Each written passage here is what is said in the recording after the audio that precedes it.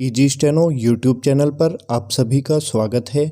Dictation 5 second बाद start होगी। Ready start. Bharat को बड़ी अर्थव्यवस्था वाले देशों के समूह G20 की आधिकारिक रूप से अध्यक्षता मिलना एक महत्वपूर्ण अवसर है। इस अवसर का जितना उपयोग भारत का अंतर्राष्ट्रीय कद बढ़ाने में किया जा सकता है, उतना ही विभिन्न समस्याओं पर विश्व समुदाय को एकजुट करने में भी।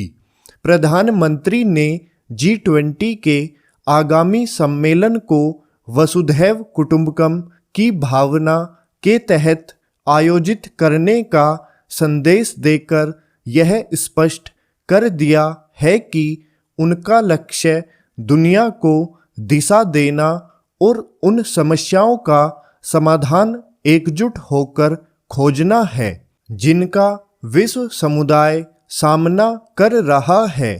यह कठिन काम है, लेकिन पिछले कुछ समय में अंतर्राष्ट्रीय मंचों पर भारत की अहमियत बढ़ने के साथ जिस तरह प्रधानमंत्री नरेंद्र मोदी का कद बढ़ा है, उससे यह आशा की जा सकती है कि वह मंदी की ओर बढ़ती दुनिया के बीच आर्थिक सहयोग कायम करने, ऊर्जा संकट को हल करने और आतंकवाद से वास्तव में दृढ़ता से लड़ने में सदस्य देशों के बीच ठोस सहमति बनाने में सफल होंगे।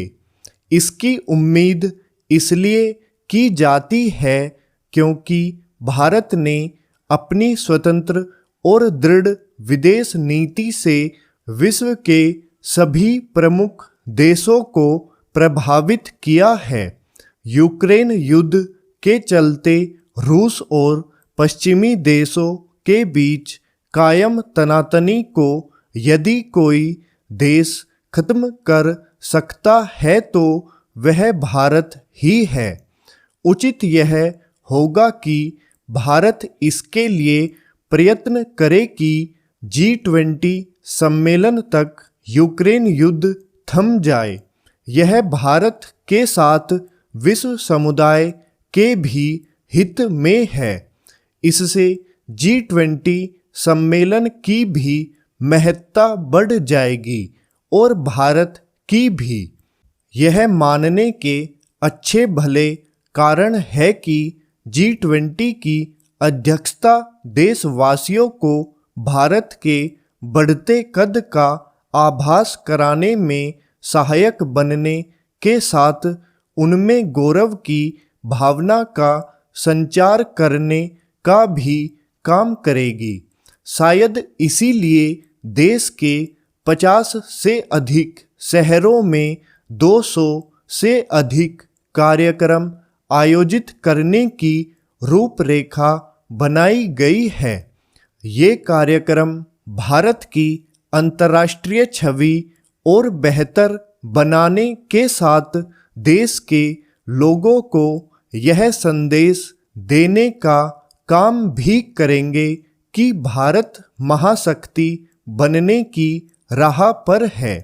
निसंदेह इस लक्ष्य की प्राप्ति तब और आसान होगी जब देशवासी इसके प्रति आश्वस्त होंगे कि नए भारत का निर्माण हो रहा है।